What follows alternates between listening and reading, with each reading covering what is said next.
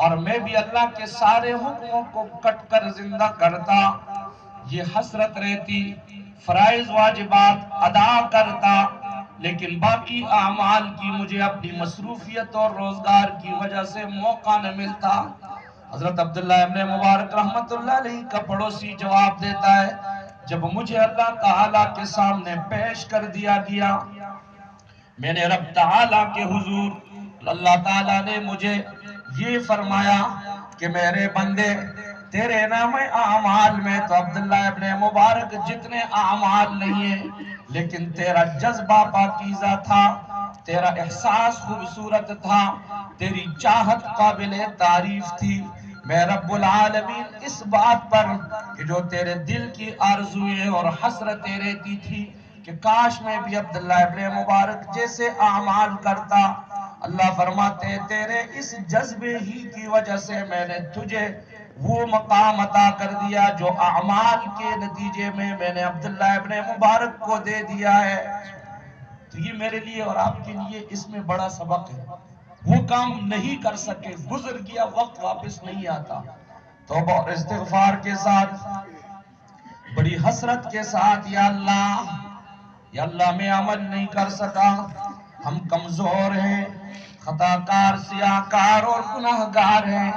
یا اللہ تیری بارگاہ میں یہ التجا ہے، یا اللہ عمل نہیں کر سکے جو حسرت ہے، یا اللہ ہماری اس حسرت کو اپنی بارگاہ میں قبول و منظور فرما۔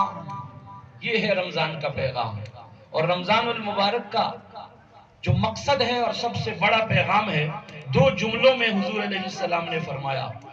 ایک جملہ بہت بڑا جو رمضان کا پیغام ہے، فرمایا وَهُوَ شَهْرُ الصَّبْرِ وَشَهْرُ الْمُوَاسَاةِ، یہ صبر کا مہینہ ہے، یہ خیر خواہی کا مہینہ ہے۔ رمضان صبر کا سبق سکھاتا ہے، حلال رزق سامنے، حلال بیوی سامنے ہے، حلال رزق سامنے، حلال بیوی سامنے ہے، اللہ کا حکم سمجھ کے اس کی طرف ہاتھ نہیں بڑھاتا۔ تربیت ہو رہی ہے، مشق ہو رہی ہے کہ جدھر سے اللہ نے روکا ہے ادھر جانا نہیں ہے۔ تو رمضان کے بعد بھی وہی جذبہ زندہ ہو کہ جو چیزیں اللہ نے منع کی ہے ان چیزوں کے قریب نہیں جانا ہے۔ یہ صبر ہے، ایک صبر یہ ہے، ایک صبر یہ ہے۔ دنیا میں بیماریاں آتی ہیں، مصیبتیں آتی ہیں، پریشانیاں آتی ہیں، اللہ تبارک و تعالیٰ کا حکم سمجھ کے اس پہ عمل کرنا، اس کو برداشت کرنا۔ ایک صبر یہ ہے کہ مشقت نیکی حاصل کرنے پر جو مشقت ملتی ہے تو اس پہ صبر کرنا۔ ایک صبر یہ ہے معاشرے میں، اجتماعی زندگی میں رہتے ہوئے، خاندانی زندگی میں رہتے ہوئے، برادری میں، رشتہ داری میں، تعلق داری میں کسی کی طرف سے ناروا سلوک کا سامنا کرنا پڑتا ہے تو اس پر بھی صبر کرنا۔ ان ساری چیزوں پر جو صبر کرے گا، رب تعالیٰ فرماتے ہیں کہ ان کے لیے کیا ہے، فرمایا ان اللہ مع الصابرین، اللہ تعالیٰ صبر کرنے والوں کے ساتھ ہے۔ اور دوسرا پیغام رمضان کا اللہ کے محبوب فرماتے ہیں وَهُوَ شَهْرُ الْمُوَاسَاةِ، رمضان خیرخواہی کا پیغام لے کر آتا ہے، رمضان ہمدردی کا پیغام لے کر آتا ہے، رمضان انسانیت کے درد کا پیغام لے کر آتا ہے، انسانیت کا رمضان مسلمان بھائیوں اور بہنوں کی ہمدردی کا پیغام لے کر آتا ہے۔ بہت سارے اعمال رمضان کے صدقہ فطر ہے، اور جتنے اعمال ہیں صرف افطاری کرنے پر، صرف افطاری کرنے پر کہ آپ پانی کے ایک بوند سے کسی کو افطاری کرا دے تو کتنا اجر ہے۔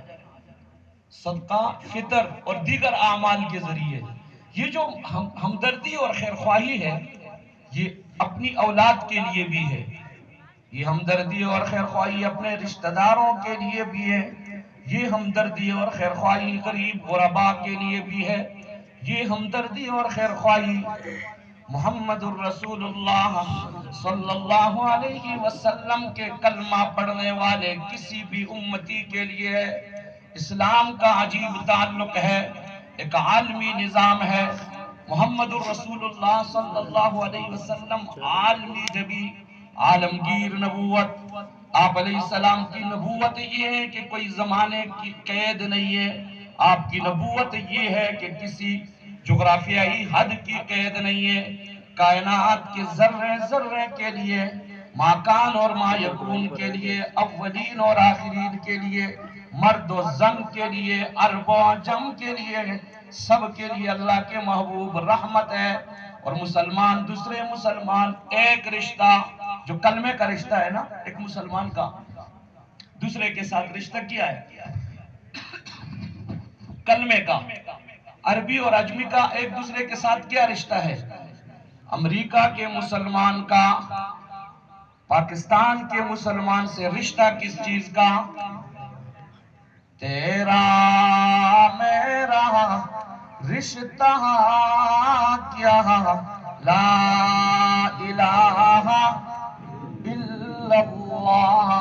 لا، اونچی آواز سے پڑھے، لا الہ الا اللہ، لا الہ الا اللہ، لا الہ. یہ بات عرض کرنے لگا ہوں.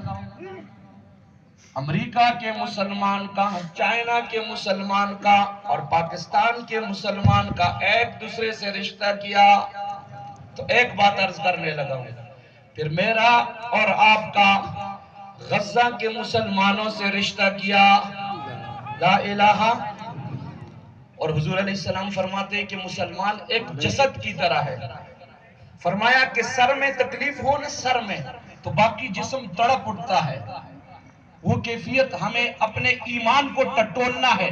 آخری پیغام، ہم نے اپنے ایمان کو ٹٹولنا ہے. ایمان کا معیار گویا کہ اللہ کے محبوب نے یہ بتایا کہ